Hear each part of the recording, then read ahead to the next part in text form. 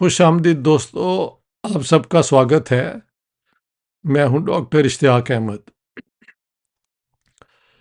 14 अगस्त को पाकिस्तान अपना आज़ादी का जश्न मनाता है, इंडिपेंडेंस डे।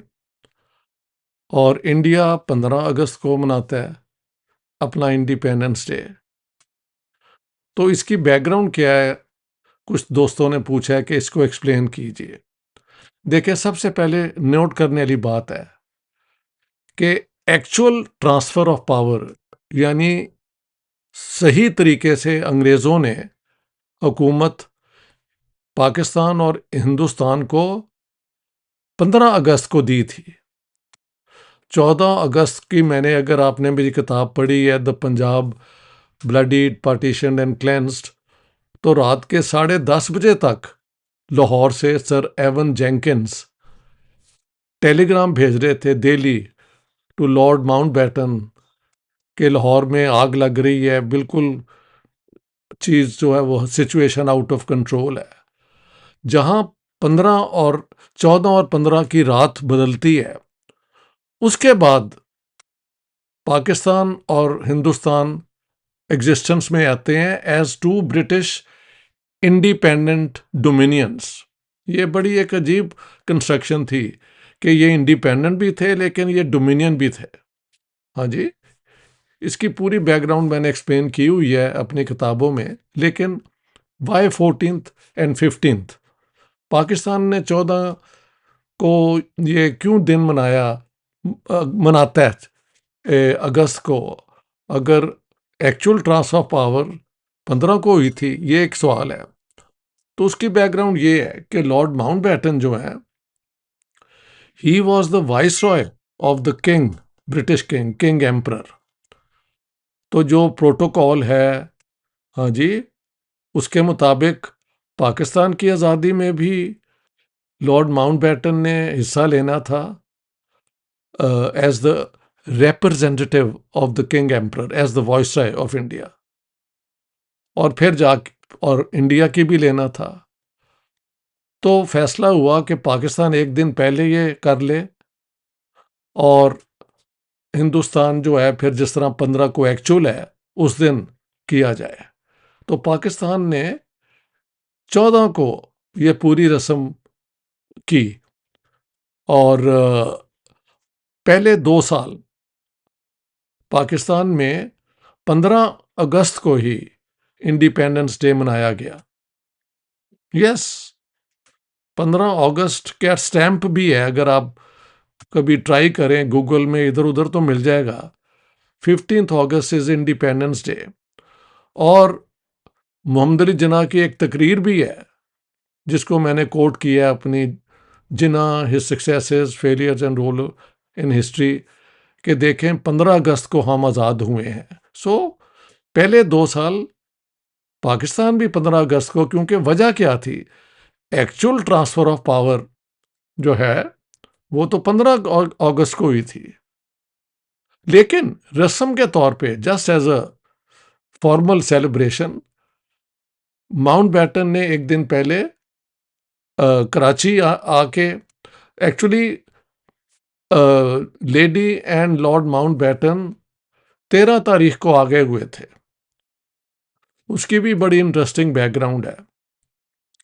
ओरिजिनल प्रोग्राम के मुताबिक 14 को सुबह 10 बजे पाकिस्तान कंस्टिट्यूएंट असेंबली में पाकिस्तान की इंडिपेंडेंस का ऐलान किंग एम्परर की तरफ से, फिर गवर्नर जनरल ऑफ पाकिस्तान की तकरीर एंड सो ऑन।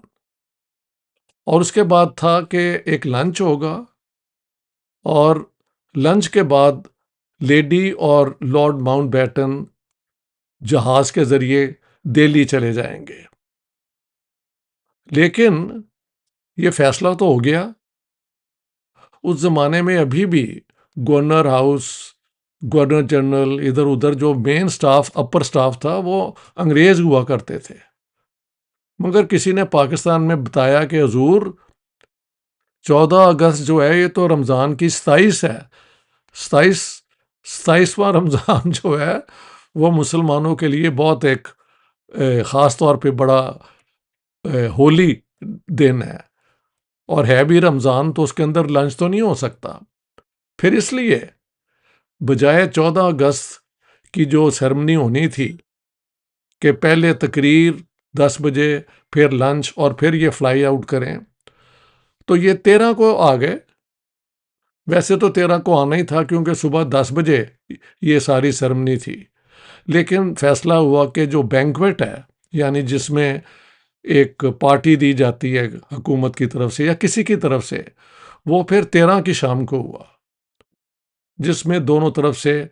और वेरी इंटरेस्टिंग, मोहम्मद अली जिन्ना ने माउंटबेटन की बहुत तारीफ की है। 3 जून को जब पार्टीशन प्लान का ऐलान हुआ था तब भी, और 14 तारीख को भी, 13 तारीख को भी, कि आपकी वजह से हमें पाकिस्तान का ये जो क्लेम है ये पूरा हुआ।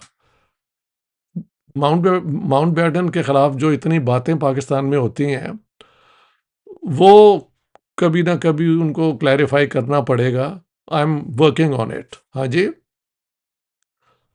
लिहाजा 14 को फिर क्या हुआ कि माउंटबेटन ने पाकिस्तान कंस्टिट्यूएंट असेंबली को एड्रेस किया, फिर जिन्ना साहब ने किया, और फिर जहाज में बैठ के वो दिल्ली आ गए। दिल्ली में फिर शाम को वहाँ पे ये सारी रस्म इंडिया में हुई, और 15 को फिर वो तकरीर हुई। 14 और 15 की रात को जवाहरलाल नेहरू की मशहूर ट्रीस्ट विथ हिस्ट्री के पता नहीं, at the moment when the world स्लीप्स India rises, ये वो इस किस्म की बड़ी इमोशनल स्पीच है। तो ये हुई, और 16 की तारीख को फिर वो जो हैं prime minister of India Jawaharlal Nehru ने रेड फोर्ट से अवाम को एड्रेस किया। तो 14, 15, 16 ये 3 दिन तक ये सेलिब्रेशंस होती नहीं। 14 तारीख में पाकिस्तान में, और 15 और 16 को इंडिया के अंदर। ये है बैकग्राउंड कि ये पाकिस्तान 2 साल तक, और स्टैम्प भी जो इशूड है, और जिन्ना साहब की तकरीर का भी जो मैंने जिक्र किया है, उसमें उन्होंने खुद कहा है कि 15 अगस्त को हम आज़ाद हुए हैं। लेकिन बाद में वो पाकिस्तान ने इंडिया से हमेशा अपने आप को अलग रखने के लिए, अपनी आइडेंटिटी के लिए ये फैसला किया कि, क्योंकि एक्चुअली सच्ची बात भी ये है कि रस्मी तौर पे तो सेलिब्रेशन 14 को ही हुई थी, लेकिन एक्चुअल ट्रांसफर ऑफ पावर तो नहीं थी। At that time when Jinnah साहब वाज इन कराची, तो governor of Sindh province was sir Francis Mudie, और पंजाब के गवर्नर थे sir Evan Jenkins, representing the British government. ये याद रखें। ये 14 और 15 की रात जिस तरह तब्दील होती है, 11:59 एंड देन 59 सेकंड, जब 15 हो जाते हैं तो फिर 15 तारीख गिनी जाती है। तो हिंदुस्तान ने 15 तारीख को ये जो है अपनी असेंबली के अंदर वो तकरीरें हुई, और माउंटबेटन और ये सारे फिर एक एक जगह पे इनकी वो सेरेमनी भी हुई, और 16 तारीख को फिर public address prime minister of India की तरफ से अपनी आज़ादी के मुतल्लिक। शायद वो हिंदुस्तानी में था, मेरा ख्याल है। बाकी तकरीरें जो हैं 14 और 15 की, वो सब अंग्रेज़ी के अंदर हैं। तो दोस्तों, आई थॉट, और मुबारक हो पाकिस्तान को और इंडिया को कि ये दोनों आज़ाद हो गए हैं। हाँ जी। और प्लीज़ दोस्तों, मेरी वीडियो चैनल को सब्सक्राइब किया किया कीजिए। आपकी सब्सक्रिप्शन की वजह से ही मैं इस किस्म की चीज़ें जो हैं आप तक लेके आता हूँ।